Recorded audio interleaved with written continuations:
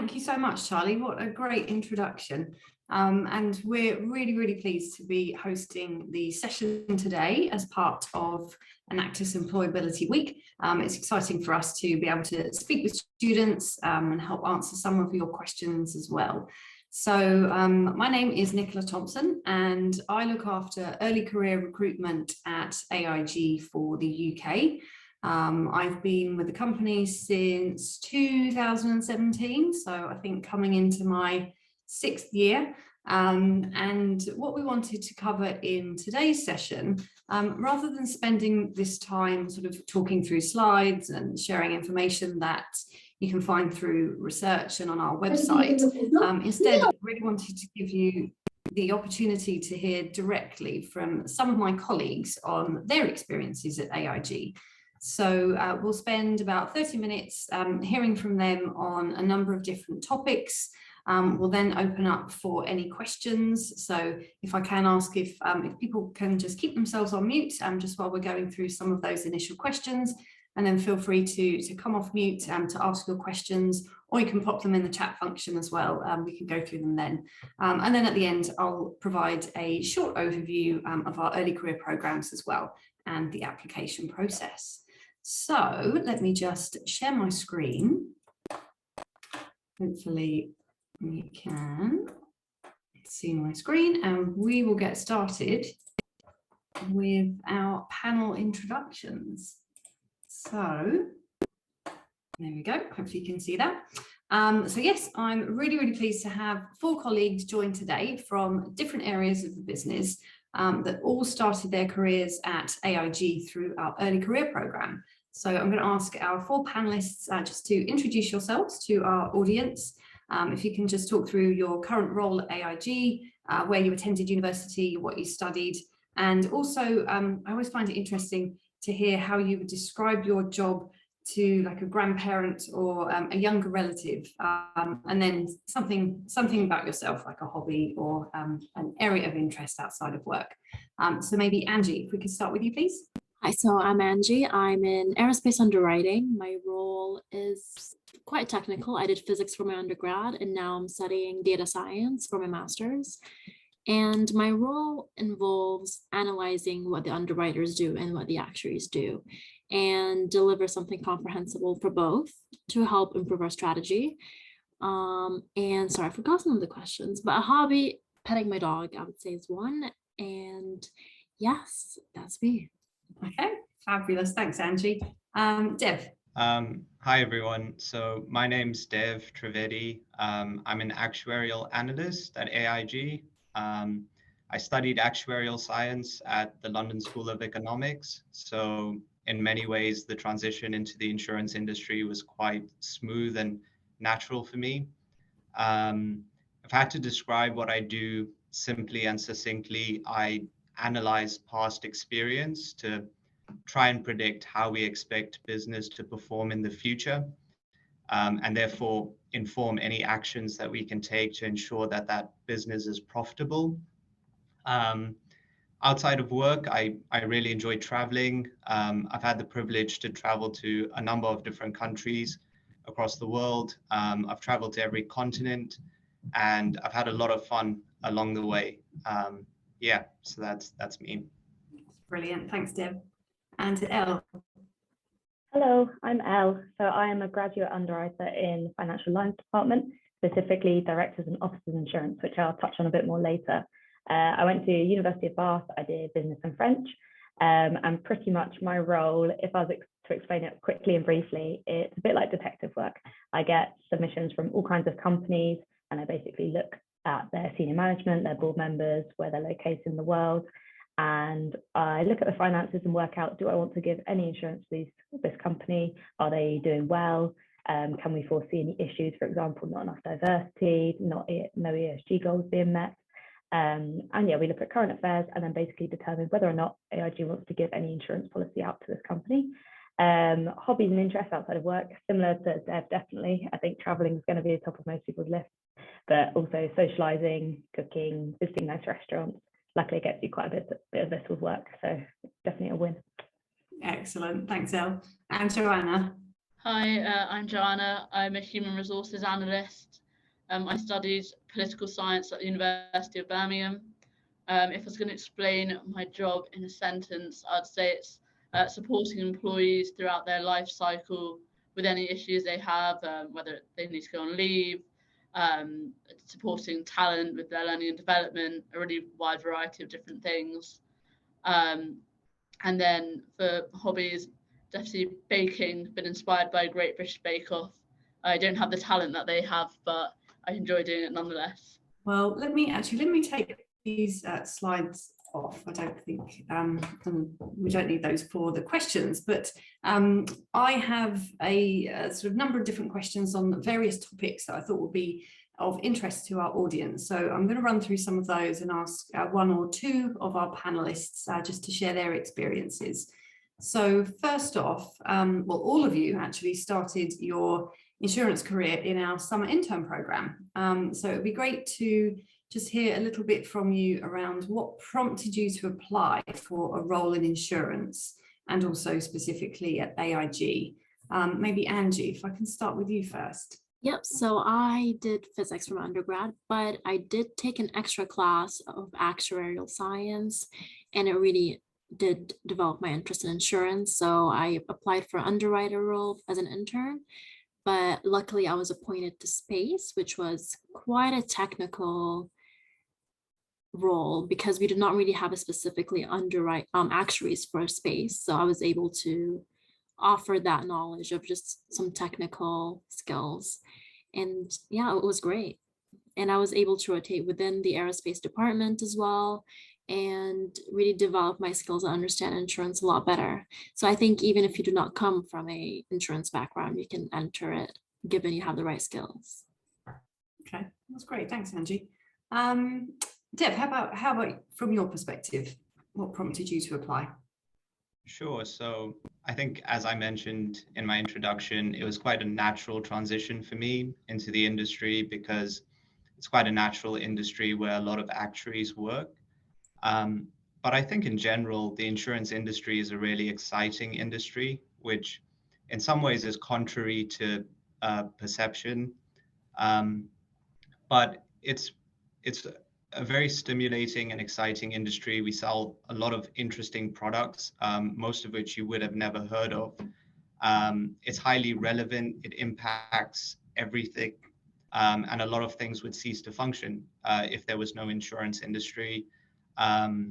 It's challenging. It's, from an analytical perspective, but also general other competencies. And there's a lot of opportunity for career development and advancement. So I think it's a really exciting industry to be in generally. And then specifically AIG, because we're obviously at the forefront of insurance. So a lot of the work that we do is very cutting edge. We develop a lot of tools that are an industry first, and the opportunity to work in those areas and work with some of the talent that we have here was particularly appealing to me. But yeah, that's sort of my take on it. Okay, thanks very much. I think maybe my next question for Elle. So for those of us on the call who haven't had exposure to the insurance industry and are not really familiar with what a career path, specifically within underwriting, we keep talking about underwriting, what that looks like. So can you just talk us through what an underwriter does and how they interact with other teams at AIG? Yep. So definitely the word underwriter, I think, is quite misleading. Not many people know what that means, what the role is, even my friends who I've explained it to. But basically an underwriter, a bit of extra knowledge for you. The word underwriter comes from somebody who wanted to give out insurance would literally sign their name underneath the policy for XYZ person. So yeah, we underwrite. So we just determine who we want to give insurance to, what kind of policy, and insurance itself, as Dev mentioned briefly, and then also Angie, it's not your motor insurance, your house insurance, personal things. We're talking big insurance. So for example, space, we're looking at satellites up in space. We look at political risk, terrorism threats, cyber attacks. Me specifically, financial loss insurance. And we're talking policies of 5 million, 10 million. So definitely, and then sometimes there can be up to 30 million worth of insurance for one single client. So it's the London market's a big and definitely exciting and current insurance marketplace to be involved in. So the underwriter itself, again, it's a lot of detective work. We're looking at doing a lot of analysis to get comfortable with the client and what they're doing, what they're up to. It's not just the underwriter itself, however. The underwriter is the person who is liaising with internal and external parties to get a full understanding. So for example, since it's such a complex nature, the policies that we're looking at, we need specialized brokers who will bring us business from a client. So we'll have a big company, let's say Sainsbury's, and they don't understand what insurance they might need because it's going to be a huge range. And so they will go to a broker who is a specialist at whatever kind of insurance they think that the client will need. And then that broker works with us to be able to present a nice deal for the client. So we ultimately work with the client and the broker on the external side, but then also, since it's such a global marketplace, we'll also work with local brokers. So you need to have that skill set and those strong communication skills that you can be open to dealing with anyone, any kind of person. However, internally, this is where the other roles are also really important. So we work with actuaries, portfolio managers, and raters to do internal technical analysis. So for example, do we need to hold more in reserve, more money in reserve to pay out claims for things such as like COVID or foreseeable natural disasters? And of course, this changes yearly. So the role of an actuary and the portfolio manager is also really important. This is, for example, why they call underwriting a bit of an art and a science. It's very personal. It literally relates on who you're dealing with, how comfortable you are. The person sat next to you might have a different take on certain risks. So it's really interesting and constantly evolving. And in terms of career path, that's also where it gets interesting. There is not one defined career path. People can get to the top really quickly, and they also can move vertically, horizontally. Since there's so many different roles, like I've said, there's really something for everyone. That's excellent. Actually, I found that really helpful. Thank you, Elle. Really great summary. Maybe Joanna, for my next question, thinking about being part of the early career analyst program, how has that benefited you sort of starting out in your career? I think anytime that you start a new role, especially when it's from university, whether it's during your internship or the graduate scheme, it is adjustment. There's a lot of things like you need to learn, not just with the role, but how you present yourself. And I think being part of the program, not only are you joining with other people in a similar situation so you can discuss, and you've kind of got a community around you in that sense, but the program itself, you have the 3-day orientation. You have lots of sessions to kind of enhance your learning, to ask questions, and to understand the professional environment that you're in. So I think being part of that program and having that support has really been helpful. And that's not just within the UK. We also get to connect with the graduates globally as well. So you really get to expand your knowledge quite quickly and really get a broad understanding. And I think that's quite unique when you're joining on a program, to have that level of support. Great, thanks, Joanna. And actually, maybe Elle, as our most recent joiner to the analyst program, how about from your perspective, how's that helping so far? Definitely, as Joanna said, I think the size of AIG is really special, working with grads all over the world. But this also means that the scheme it's very well perceived. The level of training is really good and well structured. And I know definitely that people in other companies are like, oh, okay, AIG grad scheme, I've heard about, I know it's a good scheme. And I think it's a really good position to leverage in the future, definitely. Excellent, thank you. I think one thing that's always of interest when I speak to students is questions about further study and professional development. So maybe, Dev, actually, if I could ask you first, what kind of support does AIG offer to study relevant professional qualifications, and how important is that for your career progression?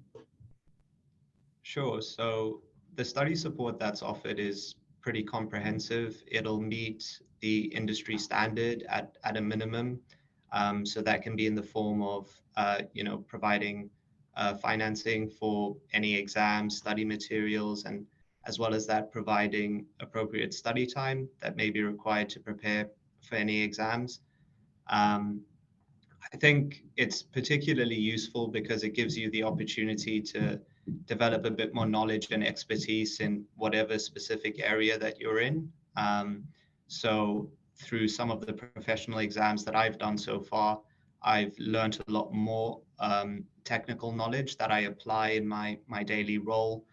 And it's particularly useful with career advancement as well, as you pass the exams and as you get closer to qualifying in whatever field, it naturally goes hand in hand with your career advancement. So there's a lot of support at AIG for that. And something I've found particularly useful is there are a lot of people who have gone through that qualification process, and often picking their brain on their experience and getting advice from them is particularly useful, because you can apply it and in some ways learn from mistakes that others have made. So it's not just study packages. I think there's a lot of general support from wider team members as well. Okay, thanks, Dev. And Angie, I just recall you mentioned in your introduction that you're also currently studying a master's. So how about from your perspective in terms of that additional support for study? Yeah, so I chose to do my master's outside of AIG, so it's not part of the program, but I still get immense amount of support around my exams. And if I need extra time to study, I get that off weekly. And like Dev mentioned, the amount of skill set you're surrounded by your immediate team or other teams is just crazy. So every day I get to really, I work with the AI team sometimes, and I'm able to apply my machine learning classes at work. So you will learn a lot from the people around you. So you will get support, whether it's time off or advice or anything else. You'll be able to find that within AIG. There definitely is a big scope for learning. And I think that's highlighted in the early career program as well, that we are encouraged to learn and diversify our skill set. So it's definitely, I made the right decision. I was a bit worried when I first started my master's, but the support that I got was great. That's brilliant. Not much free time, I suspect. No, so I have no hobbies. Excellent. Well, actually, so in addition to our, what you would call our day jobs, many colleagues are involved with AIG initiatives through our, we call them our employee resource groups or ERGs, and also volunteering and philanthropy efforts. I've actually enjoyed being part of a school mentoring program for year 10 students for a number of years, and that's organised through our corporate citizenship team. But Joanna, I know that you're involved in a new wellness committee initiative. I wonder if you could tell us a bit more about that, please. Yeah, so we started the wellness committee this year in March, and that was something that I applied for to be on that committee. So it's been really great. We've trying to set out what we want to achieve, but we've got quite a lot of scope to do loads of different events. And within the past few months, we've managed to get monthly talks by professionals. So we had a webinar on financial well-being. We've had people come into our offices doing health checks, and we're trying to have people come in to do yoga and Pilates, and a nutritionist talk about food. And we've got in most of the offices a hub where you can meet with your other colleagues. So doing events there, which I think social events are always great for people's mental well-being as people are returning to the office. So it's been really great to get involved. I've got to meet loads of people around the company who I wouldn't really interact with in my day job. And then, yeah, just anything that kind of excites us and thinks will be beneficial, we can implement. So one of the things that we're trying to get people involved in and sign up for is a netball league at the moment. So having a team at AIG, which is a really fun thing to get involved in, and also good for your physical well-being. So yeah, there's lots of different opportunities, even if you're not on the committee, to get involved and to lead something, and then the committee can support that individual. Oh, that's brilliant. What a great idea. And Elle, I think you're involved in, or you've been involved in a few different activities since you started as well. If you want to just tell us about those. Yeah, so I haven't been here too long yet, but luckily I've had other opportunities such as Bright Network events and other Enactus things that luckily Nicola got me involved with early on. One example is me and some other AIG colleagues. We had a day where we led an event for sixth form and college students to get more women and girls into STEM subjects at university. That was really rewarding. It was quite strange when realistically I'm only 4 or 5 years older than the girls, but they were all so supportive of us and vice versa. And I think they really made your time outside your day job a little bit more meaningful and enriched. And then hopefully, fingers crossed, I want to take part in AIG charity event next year, where there's going to be a trek around Mont Blanc through France, Switzerland and Italy. So fingers crossed, I'll be able to do that. That sounds excellent. Look forward to hearing more about that one. Thank you. Okay, so I think my next question is, well, I think there are quite a few stereotypes out there about what an insurance person is like and has studied.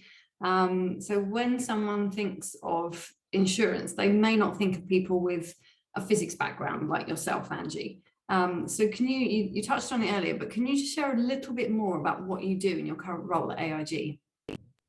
Yes, thank you. There's a lot of questions in the chat, people describing their background, and if that is, if insurance is a good career option for them, and I would say certainly. So right now in my role, I am working with AI to produce a model that will predict the performance of our portfolio. And that is not something I ever in a million years thought I'd be working on, certainly not in insurance. But again, there's an immense amount of opportunities, especially at AIG, where we need so many different skill sets. So yeah, so that's AI is my main project right now. I also do touch on ESG of our accounts and how we want to lead good business. Not only are we looking at profitable business, we're also looking at ethical practices. And so I get to implement my physics and technical skills in my AI projects, but I also get to implement other skills in other projects that I work with my immediate team. Yeah, so I would say there really isn't a stereotype from what background you're meant to have. Certainly in my team, there's people from different backgrounds, different undergrads that they studied. There is a space for you. You just need to have the right skill set. Absolutely. And it sounds like you've worked on some really interesting projects already. Are there any sort of learns that you took from any of those projects that maybe you weren't expecting? One thing I would say I took away was definitely share what you are looking forward to work on.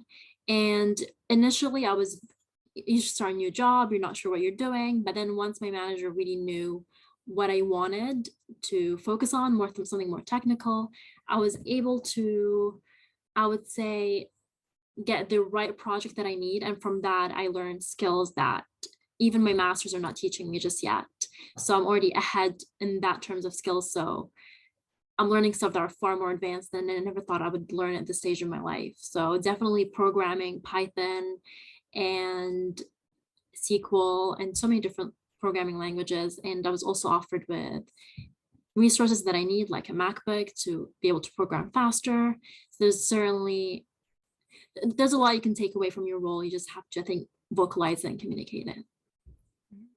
Excellent. Thanks, Angie.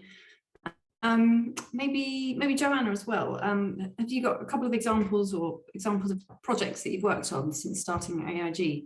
And again, any learns that you've taken from them? I think it's quite similar to what Andrew was saying in terms of vocalizing what you want to get involved with.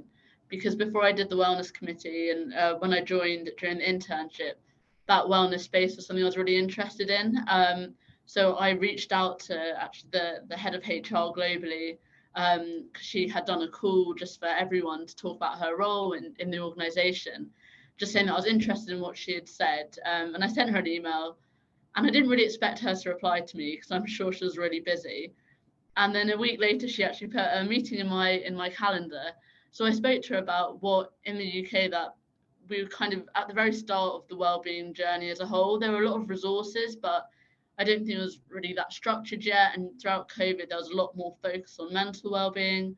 So I just spoke about that. And through that, she invited me onto her calls with external partners and leaders within the organization about how they want to take wellness forward, and which is now kind of under an umbrella brand as Wellness at AIG, where globally there's loads of resources being run, resources that are sent out and events being run.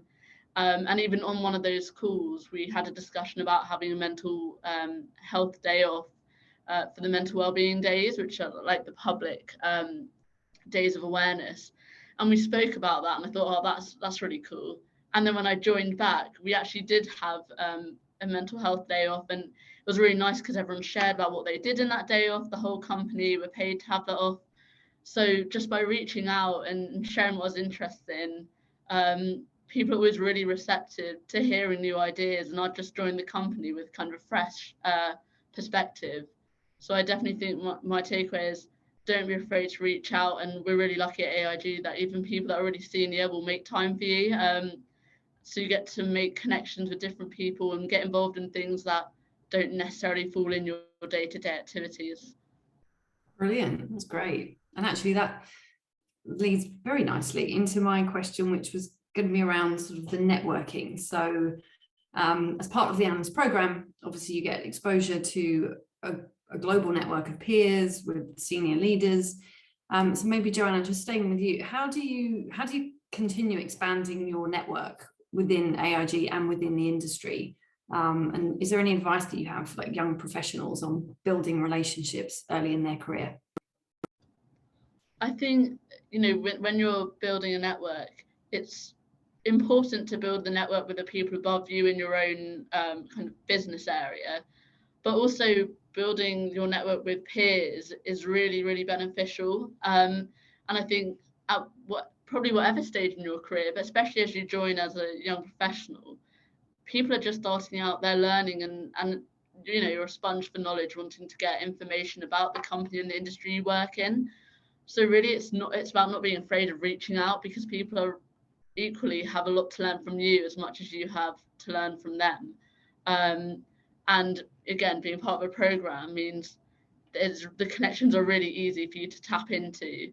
And even then you meet one person, you say, okay, you do this, and I'm actually really interested in learning more about your general area. Can you introduce me to someone who has more information? So I think don't be afraid to ask, and reaching out is, people are really happy to share what they know. And even people within your own team, when you're in the office, just catching up over a coffee, 15 minutes of time, you can learn a lot more, and then they know your name. So there's opportunities that come from meeting with people that are outside your immediate network. Yeah, absolutely.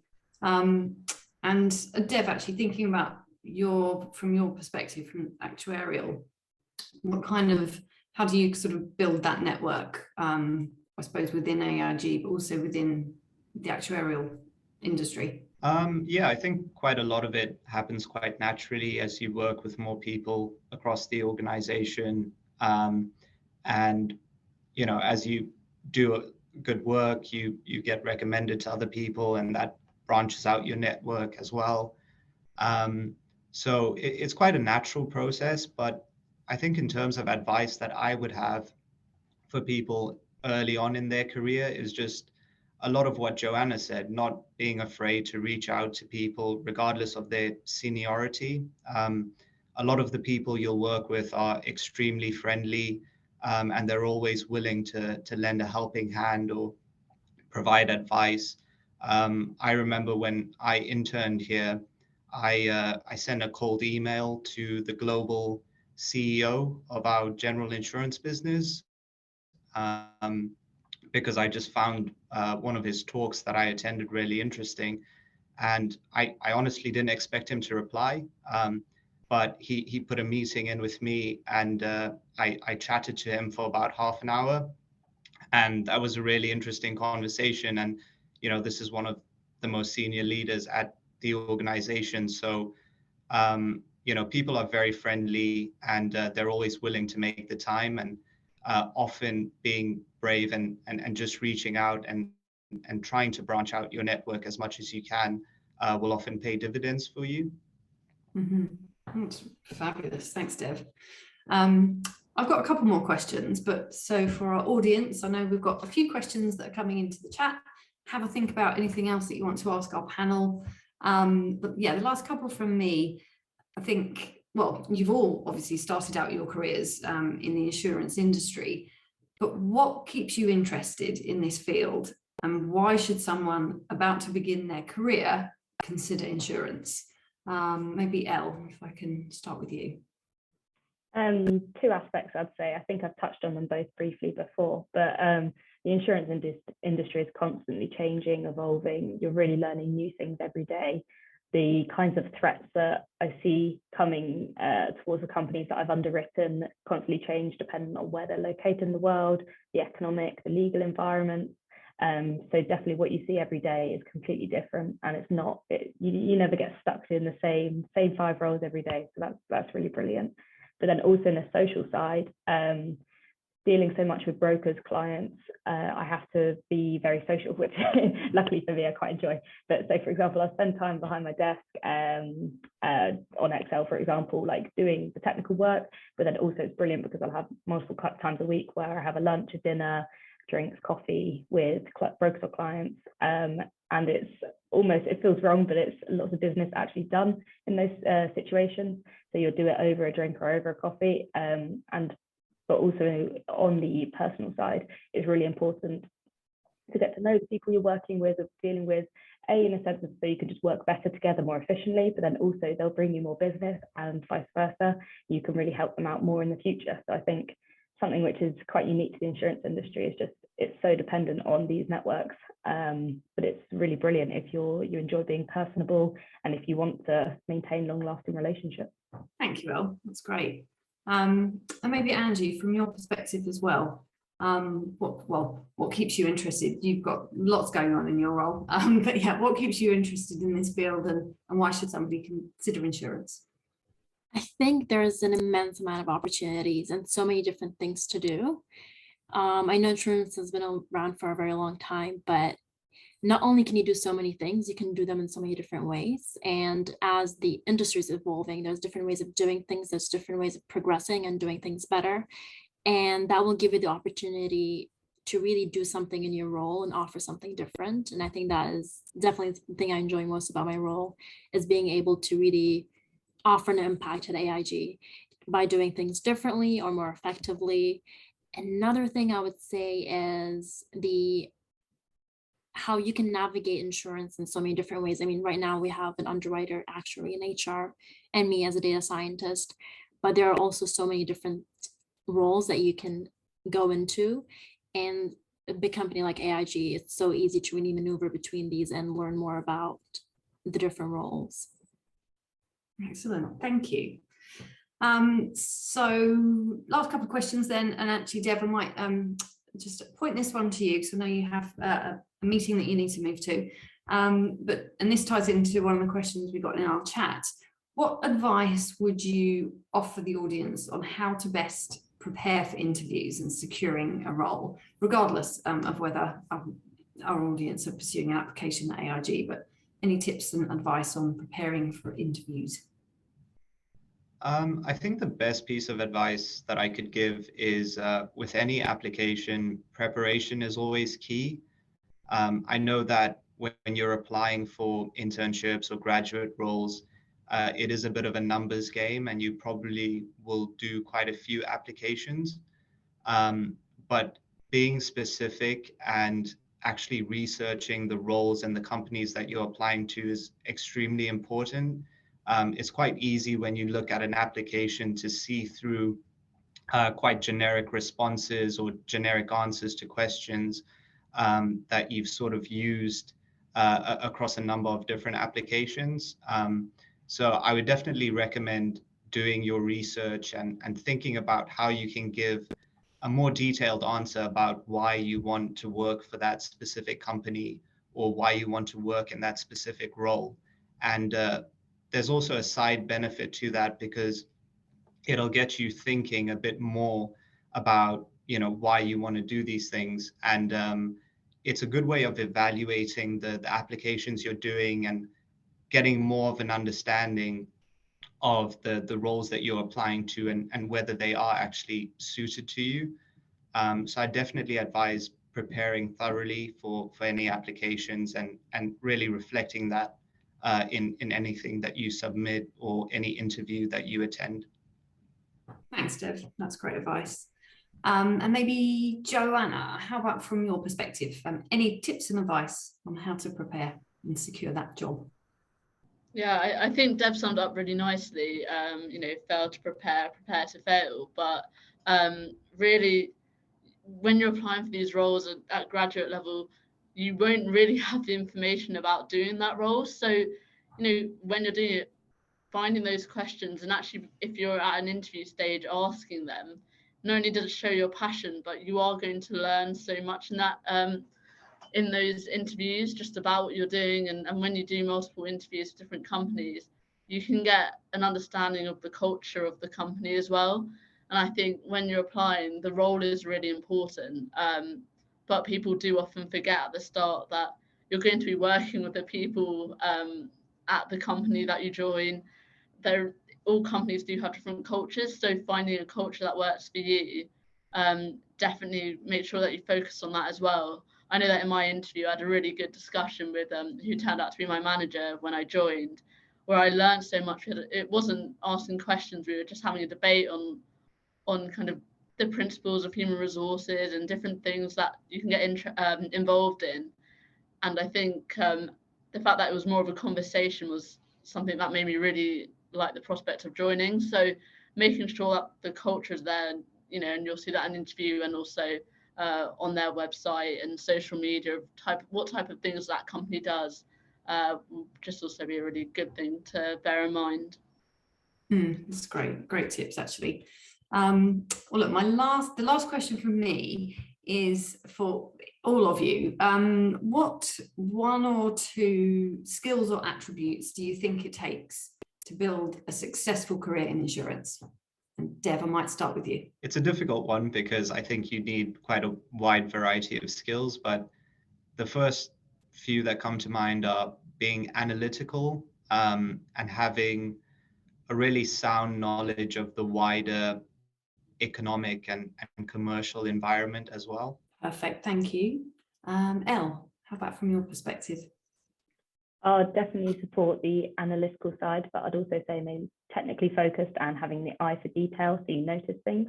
But I think it's also equally important to be personable, wanting to get on with people and wanting to network. But just since there's a role for everyone, you need to be able to communicate with all different kinds of people, because you're going to meet so many different kinds of people. Yeah, absolutely. And Angie? I would say definitely have the eagerness to learn. The roles might be a bit different and they might be always changing, but as long as you're curious and willing to learn, you'll really be able to make it. Thank you. And Joanna? I think collaboration is a really key skill. You're going to be working with so many different people. It's a social industry, as has been said. So working with other teams, working with your own team, and when you start, you're constantly learning and from others. So yeah, it's a really important one to be able to communicate well. Brilliant. Thank you so much to all of you. I think we probably answered actually the few questions that we have in the chat. So where some questions around, are there roles for somebody with a real estate background, with public health background? Yes, and yes. We really do have a diverse range of opportunities. We have lots of different business areas that we recruit into for our early career programs. Some may require a slightly more quantitative skill set than others, but certainly we look at candidates from all degree disciplines for the majority of our roles. So absolutely. I think we had some good tips on how to get in the door and how to get that internship or full-time role. I'll cover the question actually when I run through the early careers overview around applications and sponsorships. But do we have any other questions from our audience at all? Either you can pop them in the chat, or you can just come off mute and ask if you have any questions to our panelists. So I might just pause there for a second, see if we've got any questions. I had a couple of people direct message me questions, as is often the way. The first question was, what would you say is the most important skill that you use day to day, every day in your role at AIG? Oh, an excellent question. I think Dev may have had to leave us from a meeting, but I'm going to ask all three of our panelists to answer that one. I think for my role, communication is key. How I deliver information to our employees and to my team when people ask questions, how you deliver a message is really important on how people interpret it. Elle, how about from your side? I think definitely, yeah, communication is definitely transferable across the board. But in terms of another skill, I'd maybe say time management, being able to have a lot on your plate and being able to work out, okay, what needs to be quoted today, what can I leave till tomorrow, what do I need to phone the broker about, meet up with them to discuss some things. So I think being able to compartmentalize, but then also just work out between yourself quite quickly, what do I need to do today, what's imminent, and then how can I best get the support to do this. Brilliant, thanks. Angie, how about you? I would say attention to detail is definitely one thing. It's so easy to produce an answer, but if it does not make sense, and then it really is so useless. So make sure you check your output at every stage. Yeah. Good advice. I have one more question, which I was kind of sent two questions. I've combined them into one. So you might recognize your question in this. What was the most important thing that you did at university, so before you started at AIG, that has helped you now? So what did you do at university that you think this was great? It could be in your studies or broader than that, that you have found incredibly useful in your role now. I'm happy to start on this one. Luckily, because I did language, I got to work abroad for a year, which was brilliant. So I did a placement opportunity, and then I realized I really enjoyed working. So I did some summer internships as well. It was over COVID, so I was like, whatever will take me, please. So I think definitely using extra things you do, using them to network. I've got such like a broad range of people, either on LinkedIn, but then also like personal friends, contacts, just who I've met over the years, different countries, different subjects, different ages, experiences. And I think it's quite nice being able to reach out to people and say, oh, hi, I remember you used to do this. Any advice for me here? Or even just in a sense of, hi, I'm in the London, I'm in the city for a day. Like, do you want to meet up and do something? And I think you can definitely get brilliant advice and help just from having a good contact network of people. I would say I was a club captain for a sports club at university.